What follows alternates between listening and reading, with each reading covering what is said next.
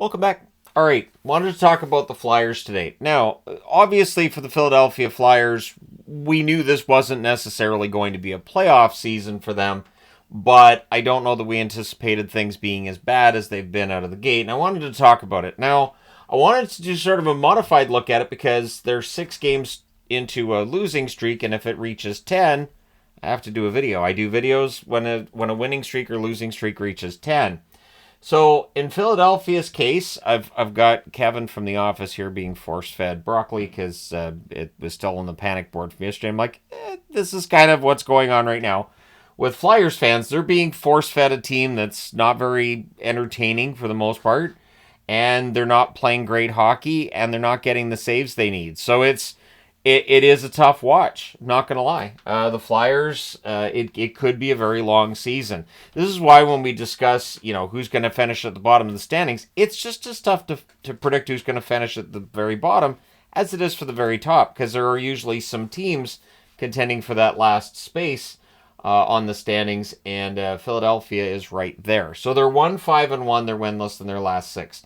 And I wanted to look over their upcoming schedule to see where this winning streak or losing streak could end and maybe turn into a winning streak.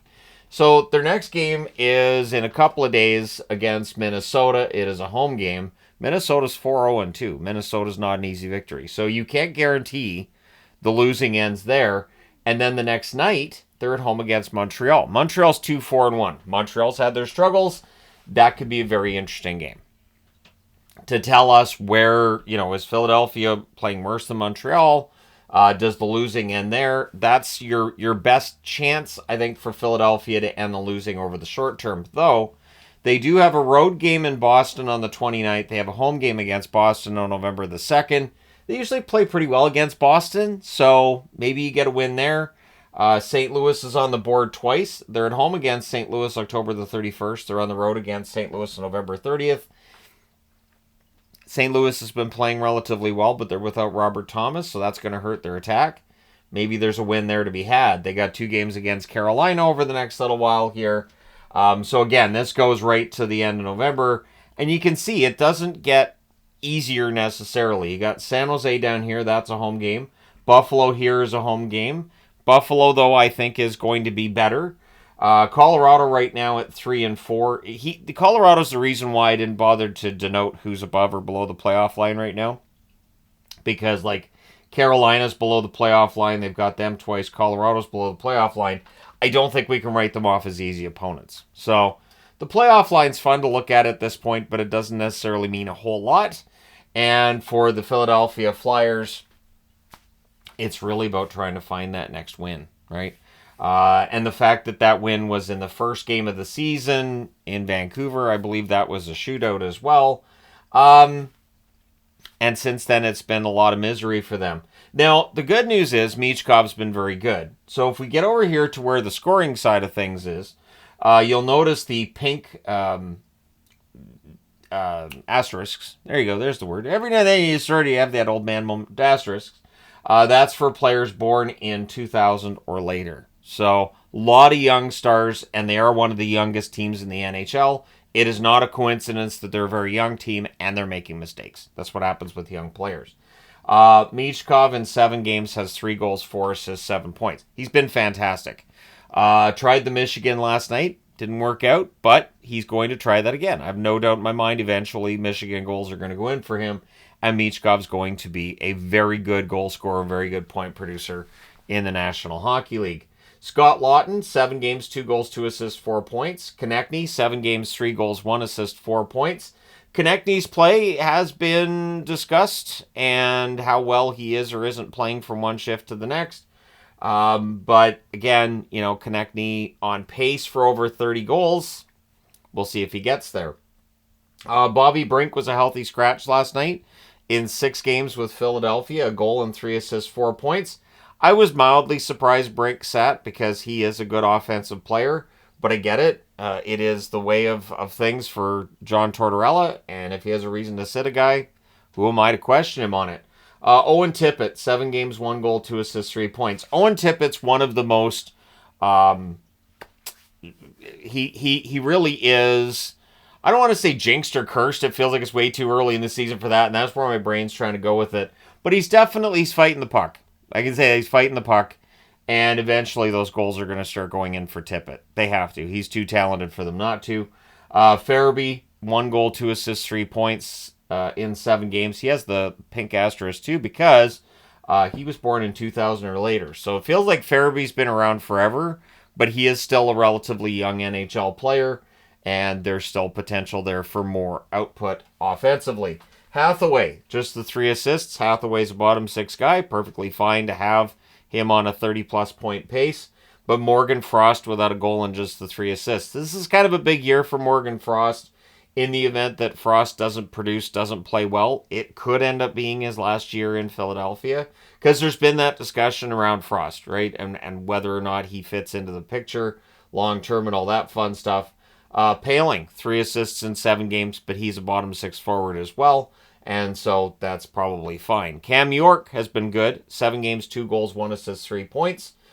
Drysdale, 7 games, 1 goal, 2 assists, 3 points. Keep in mind York and Drysdale, also with asterisks next to their name because they're younger players. Forrester, 6 games, 1 goal, 1 assist, 2 points. Forrester's another one that's been good at points in time, but that consistency for Philadelphia has been an issue. Couturier is not having the bounce-back season that I was hoping he'd have, and I'm sure he was hoping he'd have. Just the 1 assist in 7 games. And he has not been prominent on the Philadelphia games offensively at all. So I don't know that Couturier's numbers are necessarily going to get better. Sanheim just has the 1 goal in 7 games. So last season, Sanheim had a ridiculous start to the season. Lots of scoring early on, especially through the first 20 games. He had a very good season offensively. This year is not really turning out that way for him early on. Ristolainen, no points in 7 games. His contract gets into the conversation all the time, so I might as well bring up Ristolainen here. But yeah, you want some production from him. Luchenko, the youngest player in the National Hockey League this season, has played 4 games, no points. And him being a healthy scratch makes total sense. I do think they'll probably get him up to that 9-game mark and then demote him back down to juniors because I do think that he needs some more work. He needs some more time. And again, when they drafted him, he was 17. So one thing to keep in mind with Luchenko is he's very young. He impressed them with his fitness level and his speed and his strength. But having all of those ingredients for a good player at the National Hockey League level doesn't necessarily translate to that maturity needed and that ability to play the game at the National Hockey League level. Every year we see junior players come up and they're surprised by just how talented everybody is in the NHL. It happens. I'm not saying that's what's happening with Luchenko, but clearly if it continues at the rate that it is for him being scratched and whatnot, he probably won't be with the team. I would say by Christmas he'll probably be back down in juniors, probably well before that.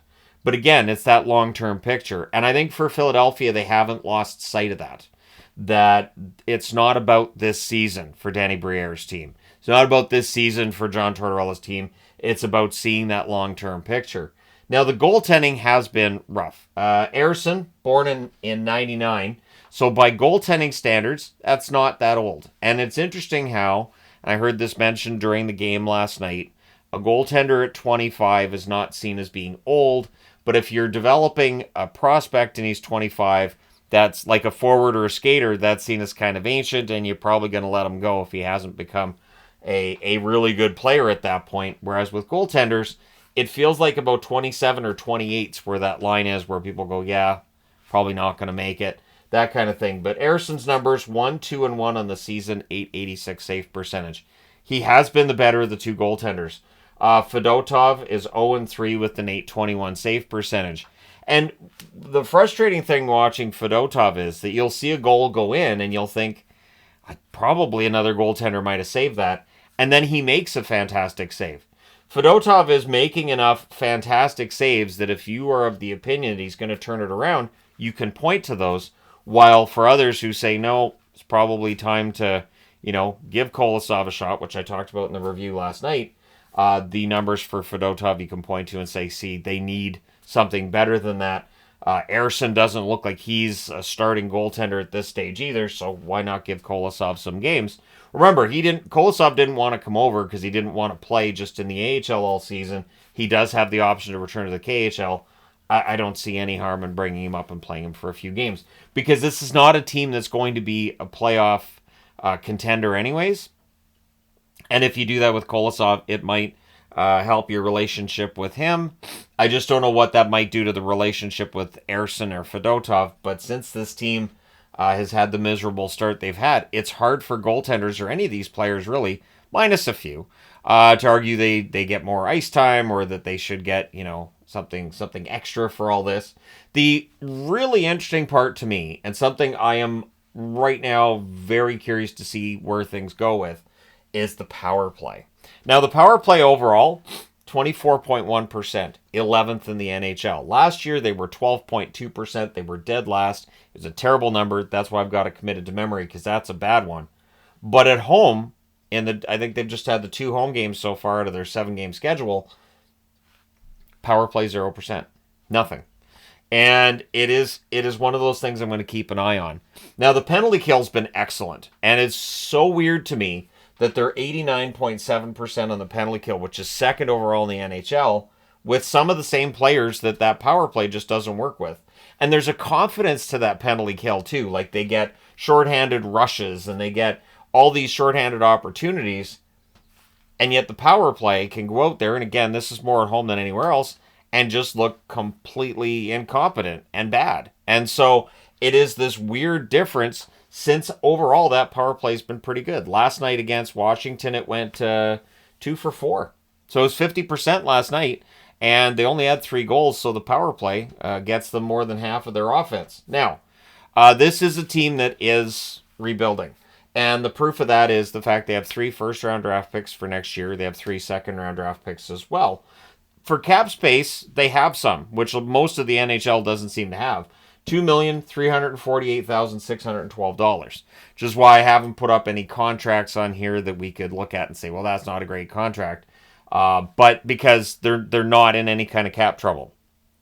The cap trouble will show up when all the young players want to get paid. But at this point, they aren't in any kind of trouble. And if you time it so that the big money contracts are expiring when the young kids get paid, it ends up being okay. It ends up not being necessarily a big deal. Now, in terms of hits, Lawton's the leader at 26. Hathaway has 20. For block shots, Drysdale 14, Zamula with 12. This is a team that's going to block a lot of shots. We know that.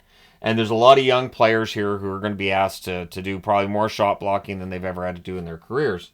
But it is part and parcel of playing on a John Tortorella team. Penalty minutes, Forster with 19 and Konechny with 17. So unusual to see those two at the top. Delorier not at the top. I'm going to go out on a limb and say Delorier leads this team in penalty minutes by the end of the season. Maybe Hathaway. They should be the guys leading in penalty minutes. Your ice time leaders, York, 22 minutes and 56 seconds. Again, young defenseman is your number one guy. That can be tough because there are going to be times where that young player, a veteran, will find a way to go around him and might know some tricks that young player isn't able to emulate or adapt to. Sanheim second on the ice time list, just behind York at 22 minutes and 47 seconds. And so those are your top 2 players on their team for ice time. And it just really is, to me, the Flyers are a team that, with Michkov, the offense should be better than last year. However, last year's team accomplished way more than I think anyone expected. They weren't expected to stay in the hunt that long, which makes the struggles of this Flyers team this year, I think, look that much worse. Although they shouldn't really be that big of a surprise. But again, when you look at their upcoming schedule, it absolutely could get worse. We could be on the verge of watching a team have a very, very rough season. And it usually starts with a really bad beginning to said season as well. So let me know your thoughts. How bad do you think this is going to get for the Flyers, or do you think they're going to be able to turn this around? Let me know your thoughts in the comment section below. As always, if you're a Flyers fan, which player do you want to see more from than we've seen so far? And which player do you think has been their MVP? Because even when a team only has 1 win in 7 games, there is still a best player. There's still somebody who's most valuable. And I would say my vote right now would be Michkov. I would say he's been their most valuable player at a point per game, and definitely I think they're most consistent as well. We'll see how things go with him because, again, that rookie wall is a thing, and he usually strikes around the halfway mark of the season. As we get into January and we're a little past the halfway mark, it could be tougher for the rookies who aren't used to an 82-game schedule. So let me know your thoughts. Hit like and subscribe in the event you've not done so already. Thank you guys so much for all your support as always. I'm hoping I don't have to make a 10-game losing streak video for the Flyers this year. I've done 10-game losing streak videos for the Flyers before. There was one year I had to make 2 of them. So I'd rather not have to make one this year already. It seems kind of early, but we could get there. So do you think they lose those next 4 games against Minnesota, Montreal, Boston, and St. Louis? That could happen. Let me know your thoughts. Hit like and subscribe in the event you haven't done so already. Thank you guys so much for all your support as always. I will talk to you again soon.